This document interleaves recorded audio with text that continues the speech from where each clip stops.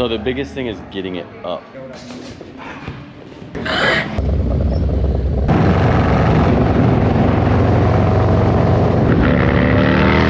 Pee blood all week. I want him to give you a little. If you could wheelie like I just did, pulling up into here, Okay. I'll get in there with you. What do we got going, Juan? Couldn't do a little clutch adjustment. She was creeping a little bit with the clutch on the way in. What's up, Luke? How are you? Great. How'd you sleep? Like a champ. What are we doing, Duper? Oh, we're doing great, brother. Well, why you look so cold, dude? It's pretty windy. I know the sun's out, but it almost feels like it was colder today than yesterday. Good morning. What's up? We woke up again in Vegas. We're here at the Drag Specialties dealer ride. And we're just kind of getting bikes prepped. We're a little slow to get rolling today. We figured we did a lot of riding yesterday. Not a lot, but we were out on the road for a majority of the day. Kind of getting ourselves situated right now. Good amount of the crew already went out and hit some of these local rides. Guys are riding out to Oatman. People are out still riding the rides we did, which is Valley of Fire or Hoover Dam. You need to get the 7 wonders of the world correct, and your viewers are going to trip because Hoover Dam's not on it, I don't think. I know, we figured that out. Yeah, well, the Eiffel Tower, I for sure knew wasn't on there. You can see some of the guys over here getting ready. Is there any carnage from yesterday's stories? Found a small oil leak, a loose bolt. Other than that, pretty straight, knocking off the rain and all the dust we gathered. Nice, man. Bike's looking really good. Thank you, man. Did you guys loosen the clutch up? I think you might want to. It's got a lot of free play yet. That's probably gonna drag. Yeah, you Pop gotta go. that. Yeah, pull that back out. There we go. Look at that, dude. Golden. Dialed. How are we feeling, dude? Coming together? We're feeling pretty good, dude. We got experts helping us out, so. Juan, did you test the clutch on it? I did. It's ready to rock. It's better? Yeah, wait a minute. All right, so here's the deal. We just got things fired up here in Las Vegas, but we have a buddy of ours. Been a fan, I think, a little bit of the show, of Thrashin Supply. He's a professional UFC fighter. Cody Garbrandt. They call him Cody No Love. He's actually a week out from one of his UFC fights coming up. And he's in the middle of his training, but he has a bunch of Harleys. He has our parts on him. He's always DM'd me. He's always been really cool, asking me questions about what I use and some rides, and just, he's been a cool guy. And I let him know that we were in Vegas. He's like, yo, come by the gym. He even said he might take us over to the UFC, call it like PI, Physical Institute or something like that. That's something exciting we're gonna do today. Yeah. Let's go check it out.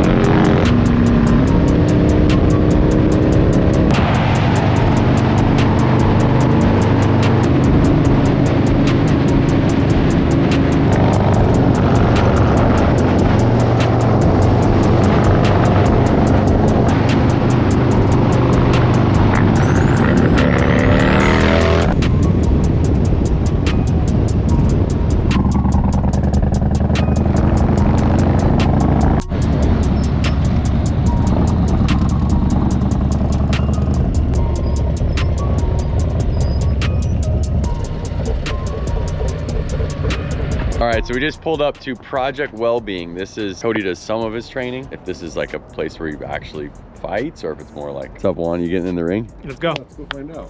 After eating all this much, I don't know if I can.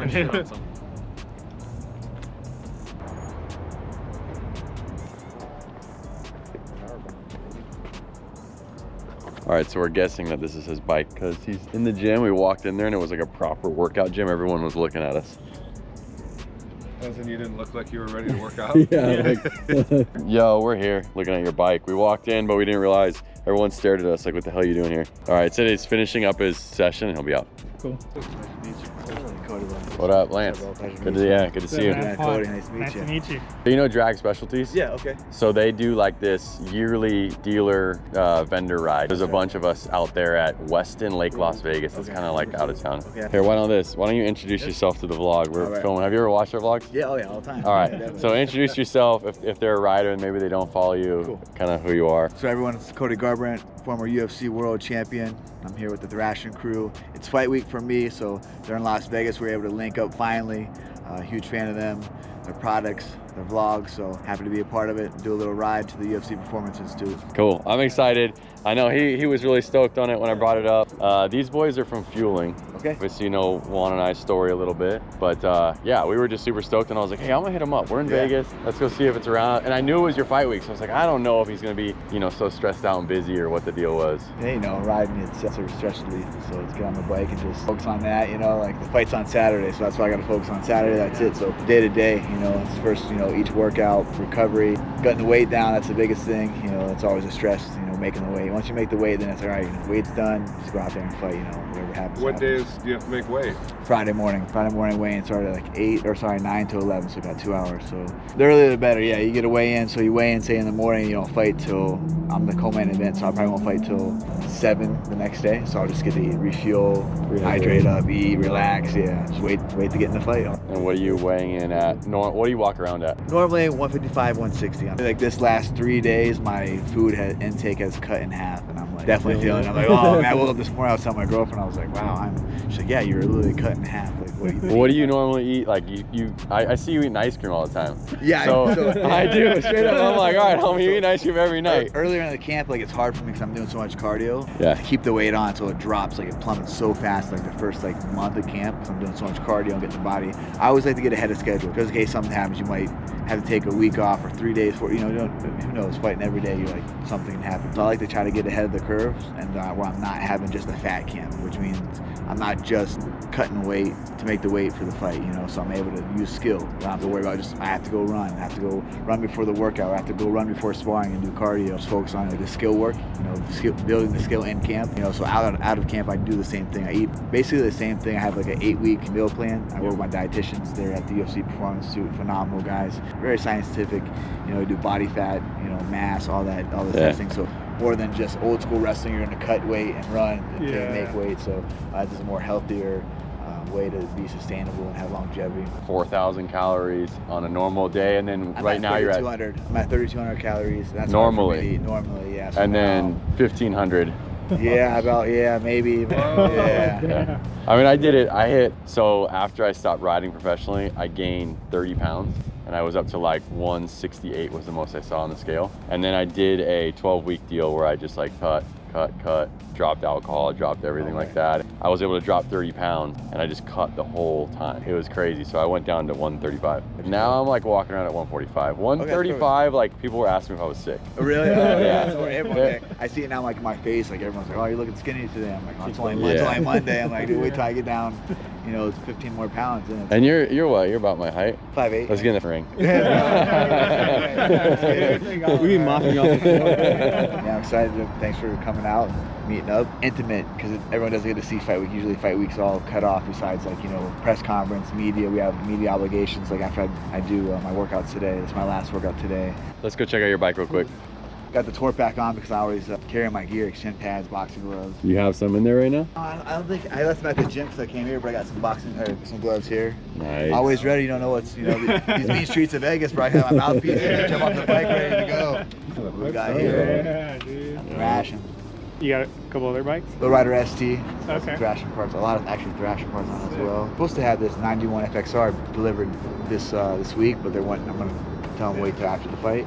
You know, get a little victory. So yeah, I built that one up from Easy Cycle Rider out of Austin, Texas, Rennie. Nice. No love, where'd that come from and where'd the gorilla come from? The gorilla come from, it's my riding club in Ohio. Okay. So we started that last riding season. It was my brother and little brother design. He's really good at artwork. So he designed that as the Ohio Gorillas. Okay.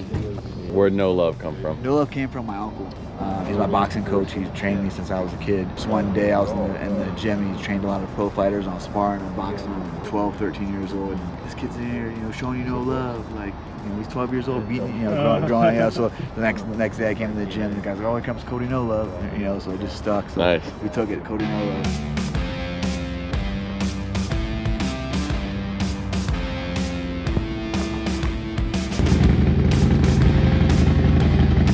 Wheelies on this or what? Are you gonna do it? No, I need you to teach me.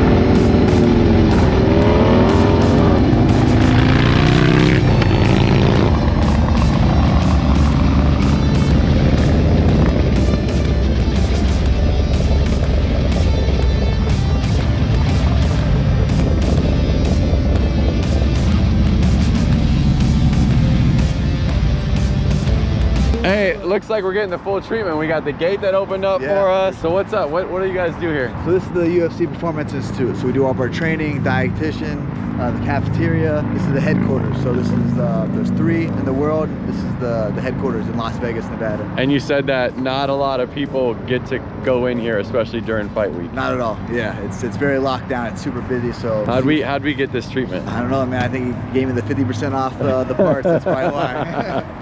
There we go. Let's get it. All right, here's the deal. Juan was actually a high school wrestler. That was okay. 10 years ago. We were same age, so you know. Right on. Yeah, it's been a while, right? Okay, Yeah. so me, I had friends like you growing up. All my friends' ears looked like yours. I didn't have to fight anybody. to. But they had a problem with me. I had 3 or 4 guys behind me that. So here's you got to get the experience to get a little, you know, like a little 30%. Yeah. I don't know, dude. I don't know. We're gonna have you go up, dude. Maybe pee blood all week. At what point did you adjust to the more scientific type, routine? When I got here, when I came here, I mean, they have doctors, physical therapists, nutritionists. But to get to that point, it was just Like trial and error. Like, all right, well, this work. Well, this don't work. All right, well, hey, well, if I lose a fight, I would just train harder. It was never that I was. My work ethic has always been. So again, when I was in high school cutting weight, it was bad. We were just like running with bags on, going in the sauna. How much different is it when you're eating right and you're doing it proper? Oh man, I mean, still any form of weight cut is horrible. Anytime you deprive your body of something that it wants, it needs to survive. So eat that cake, buddy. Yeah. It's like, dang, like, and it's always like, man, I wish I would ate that sushi. You know, you're always like, when you're cutting weight, like, man, I wish I'd have the ice cream, or doing it scientifically and that fits your body. You know, so we do all the DEXA fit, the body fat scans, to where your intake is this, and then you gradually go down instead of crash dieting, where you just, you know, my brother was notorious for running 20, 30 pounds off in a week just to cut, you know. Yeah. Luckily he had that. I don't carry that much body fat around on me, you know, so even out of camp about 8-9%. So when I get down to fight weight, I'm below 5, you know, so it's very hard. I got to do everything scheduled. I can't. What got you into bikes? How long have you been riding? Been riding. Because I know we're going to learn a ton about fighting out there. So I want to know, what got you into bikes? Why do you ride? My family got me into bikes. My uncles, my grandfather, they all had Harleys growing up, and you know, that was always cool. They'd pull up to the house and run the bike. We'd getting on it, burn our legs on the pipe, not knowing, you know, little things like that. So just been in my family. Everyone's been riding. My brothers. For me, it's like the unplug. I enjoy riding. You know, I mean, I ride every day. You know, probably my last ride though, because I'm gonna start cutting weight and trying to, like, you know, don't want to get too crazy on the bike, but super excited to go with this win and do some more longer trips, come down and see you guys. Yeah, Cool. badass. Yeah, That'd be teach cool. me how to wheelie. It's been a while. I've only done it on dirt bikes so far. Got a few Harleys up, but I want to learn properly. So Yeah, Pretty I'm good. still learning. You gotta get that balance point. Balance So you point. pull up to Yeah, the yeah, shop for and we'll sure, do yeah. like a coaching Let's session. What's the program? we'll go in, sign in. I'll get changed, we'll get to work. I'm gonna do some like punches to take down, just work on like what I'm gonna do in the fight.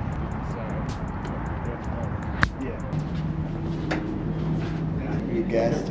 Or if you have your phones, you can. Oh, phones, yeah, right there too. What's up, Bob?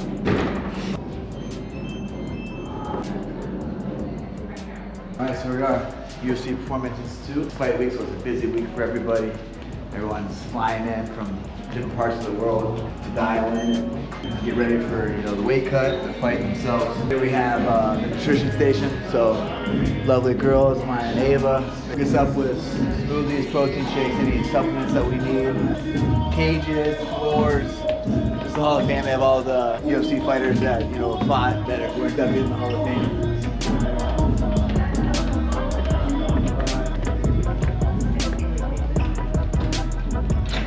Size, so you'll see it's like Okay. huge. Like after we'll get in, we'll get some pics and stuff. Yep. But the cage I'm fighting is the smaller cage. This is a 30-foot cage. That's a 25-foot cage. Okay. Here, look, if you could wheelie like I just did pulling up into here, Okay. I'll get in there with you. Let me use your bike. Let me practice on your bike. I got it. So the biggest thing is getting it up, like getting your bike to hook up and like transferring the weight. It's more of like fluid motion rather than burning out. Yeah. So the thing about the V111, because that's what I have in both of our FXRs at the shop, sometimes it's easier to wheelie it without the clutch. Because when you dump the clutch, it'll just spin the tire. I've been reading up, dude. Like I want to so bad. I'm thinking about buying this Grom just to practice on. So it's like if you're falling back, normally when you panic, you're like, you let go. If you learn how to like override that and use your brake, I think that'll transfer. Cool. Do some MMA work with my coach Alex Perez. I want him to give you a little. No, I need to be able to All right. ride back, dude.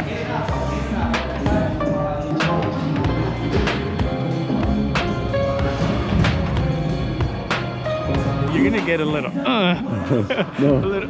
You're getting that, dude. You want it so bad. I like it. You're gonna get it, dude. I'm gonna have him give you a 20%er. A 20%er. You can put the pads on. Nah, Once he's done training and is not in the mental space right now, Yeah. I'm gonna have you'll put the pad on. You take gotta one to feel the raw, gut. Just a raw little toy. I have a little more fluff to absorb the impact.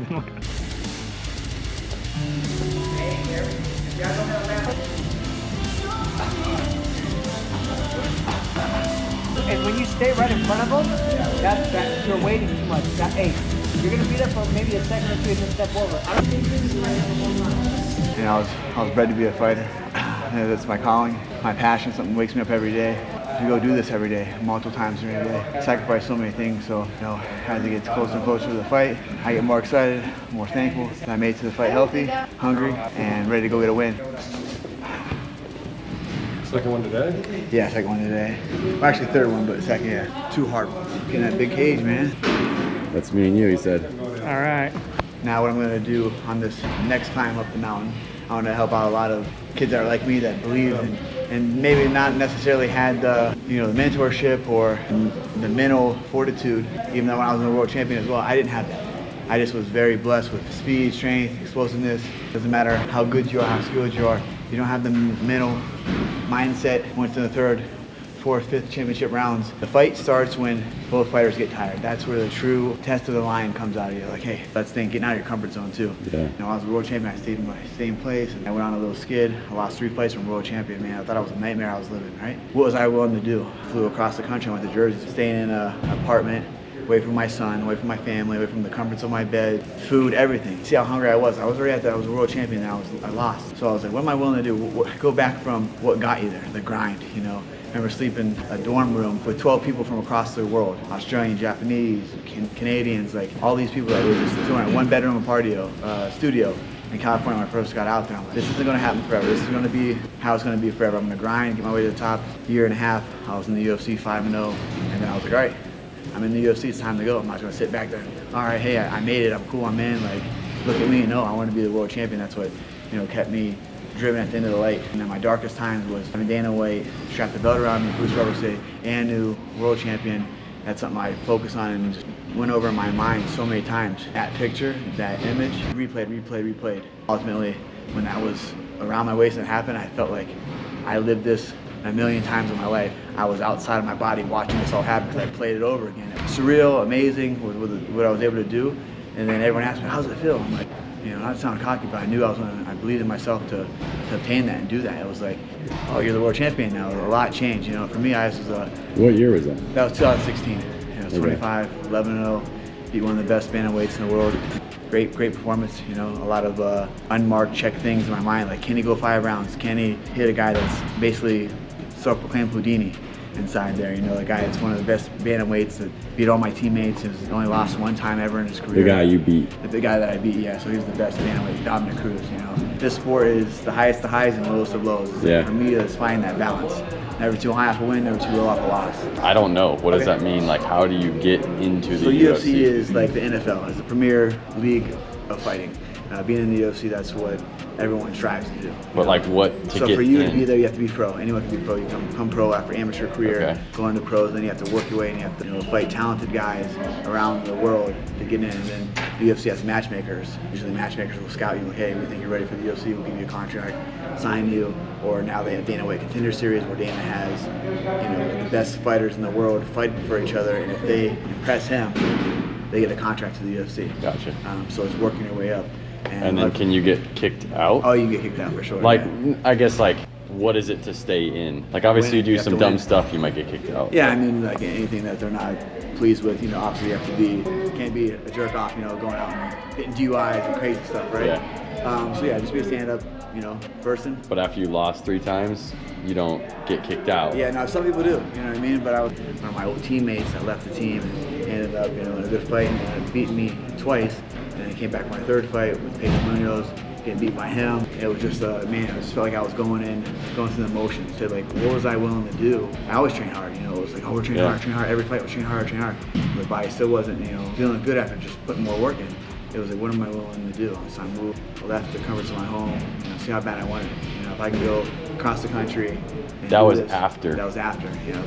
So reinvent yourself. You know? Yeah. See how bad you really want this. You're waking up at, you know, 4 or 5 in the morning and doing what you did to grind to get into the UFC, to become a world champion, you know, going back there. Not that I didn't earlier, but like when you're at the comforts of your home, you know what I mean? You have your child that you wake up to, you get to see, and you get to drive your own car, you know, you get sleep, you know, like little things like that takes, you know, it's maybe a little difference, but if your adversary's not doing that, you know, it's like, all right, I'm in middle battle, checking little things off. How old is the oldest person fighting the UFC?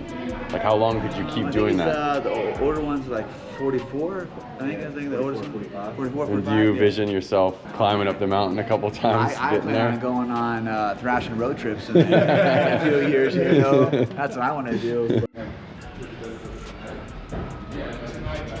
The 30-foot cage, that's always worrying about. You getting in the cage. You're like, I hope I don't look like a dumbass and hit my head, strip fall. I always want to do like a cartwheel or a backflip, but I'm like, I'm not. Are you doing cartwheels over there when you're warming up? There, just kind of get the body ready to lose. Yeah. When you get in here, you're like, I don't want to do anything so stupid. You know, this is, you know, the internet's a crazy place now. So I remember one time I knocked this kid out in a fight. I climbed up the cage. I was like, oh. Yeah, I kicked my legs around. I kind of just like bounced, like just threw off, bounced down. But like that was in the UFC, so it was just like a local show. So it was a vinyl floor, so it's slippery. So I got like this, like that. For months, but I threw my back out. And I was like, oh, so and I'm like, dude, I'll never jump on the cage again, ever. And then I knocked. Come on, you get all fired up after winning. You're fucking an next time I'm animal. up the cage, I'm like, so then the next time I was up on the cage again, I'm like, damn, I'm pumped up. My mind, like that inner voice, I'm like, dude, what are you doing up here again, right? Like, dude, your back was up for 3 months. So I like swung my feet around, I slowly climbed down the cage. Like, I learned my lesson. The small cage is 25, this is a 30-foot cage. And the smaller cage is used for what? Apex and Fight Night. So the Apex is where I'm fighting at, and then the UFC Fight Night cards, it's a smaller cage. So this is the pay-per-view cage. So where will you fight? I'll Like, fight the small cage. Which is in great. that one, no. I like the small cage because, you know, like, as you can see. Yeah, but no one lets you get this far away. So like, all right, look, now, look, I gotta like track you down. You know what I mean? Go like this. Is that how it works? I'm there. So if you go on, you know, this is like a warning track. Like for me, like my back's against here. I don't want my back against here. I don't want to be up against here. Get more action in there. Way more action. Yeah. That's why everyone's like, dude, the Apex cards they're bangers. Yeah, because it's a smaller cage. Yeah, no. You know what I mean? If you have more, if you think about it, if you have 4 to 5 feet more to run and move and to be elusive in there, you know, a lot of people can do it. Or to as far as like, hey, if I'm up against a wrestler's leg fight in Apex, is there a punch, boom, right into that cage, you use the cage as a wall to take you down, grind you out. But I can fight in the phone booth and be happy. They replace it a lot, but so like the fresh ones, dude, it's ripping you're getting strawberry. Like my knees are usually ripped up if I. Oh yeah. Like, It's just hard canvas. Yeah. Your skin's ripped off your elbows, and then this is a steel cage covered in rubber. Yeah. So if you're getting your put head elbow, beat in. go like this with your elbow. Yeah. You know what I mean? Or your ear. Like ah. Dang, man. Yeah, I couldn't imagine. I mean, I didn't grow up fighting. I talked my way out of it. So I'm like, whoa, why are we fighting? But I had buddies that did that. You know? What stadium will you fight in this weekend? Actually, the Apex is right across the street. Oh, so it's here. And so do they let people show up? Yeah, they have small. It's only like 300 people. What do you need to be to like have a championship fight, like contender? Do you need to be like top 10, top 5? Yeah, I mean, when I fought for the world title, I was the 5th ranked Bantamweight, but I was knocking everybody out. So it's like another thing. If you're going out there performing, if you're going out and winning decisions, you're probably not going to get title fights. Yeah. But if you're going out and icing fools, you know, submitting them, knocking them out. Like I was in the UFC under 2 years. Going to GP suspension 2 weeks after the fight. They're doing full suspension on the road glide and the Softail. So it'll be my first little trip trailing the bikes down there. So we're like maybe 15-20 minutes from GP. That looks like I'm gonna do some wheelie. You're gonna do wheelie. We got dynas there you can ride on. Stay tuned for this. I'm gonna be practicing some wheelies. All right, there you go. That's what it is. You confidently scrape fender, and then you got to teach me how to get in here and kick Juan's ass. That's not gonna happen. That's not gonna happen. Training camp. Juan can hire someone. Juan can hire Paul. I'm a little worried because Juan has a little bit more practice actually wrestling and fighting. Oh, dude, what'd you sup? Did you know you drug tested? Well, we don't want to keep you. I'm sure it's a busy week. No, dude, I appreciate you coming. Thank you. Appreciate that. Be down in 2 weeks? Yeah. I definitely will. Where's San Diego? Yeah. Oh, San Diego? Yeah, right on. Yeah. I'm gonna check the cameras tomorrow, bro. What's that, dude? There's my dietitian, nutritionist. Yeah. Someone ate your food. Someone ate your lunch. Someone ate the lunch. You're fighting somebody after like, 7th period. I went in there. I'm like, I'm fine. Who took it? They got me a new one, so it's good. Prices are Hey, that's your competitor, dude. That's this Sunday. That's your competitor. He ate your lunch, bro. This your heated one? Yeah, no, the underneath. It's under it. You got it on? It's on medium. You'll be good. Today's Monday. I weigh in Friday. I have 15 more pounds to go. You know? Basically having this motorcycle. Yeah, this one I had the Lowrider ST. What year is that? 22. Yeah, I bought off a guy in Arizona. Totally built out, big bore 128. Oh, it has all the Thrashin parts already on it. All like, right. yeah, You should have no problem wheeling in I that. paint But those are harder to wheelie with the throttle by wire and like. Yeah, you're gonna get on one of our older dynas at the shop Even and my just try brother, it. he's really good. You know, he can do anything. Dude, it's so hard to wheelie this one. Yeah. So I did like the old school retro. Oh, that's The Chooch out of Arizona did it. I mean, we go through Henderson and then we break off. Well, you guys are going straight. So Yeah. we'll loop around. Yeah, we'll loop around and then you're gonna hop on the 15 south, Yeah, I huh? get 15 south, yeah, to like LA. Yep. Yep. And All right. you guys go straight through. Yep. Good time. Yeah, Thank you for the hospitality. Oh, thanks, man. I appreciate you.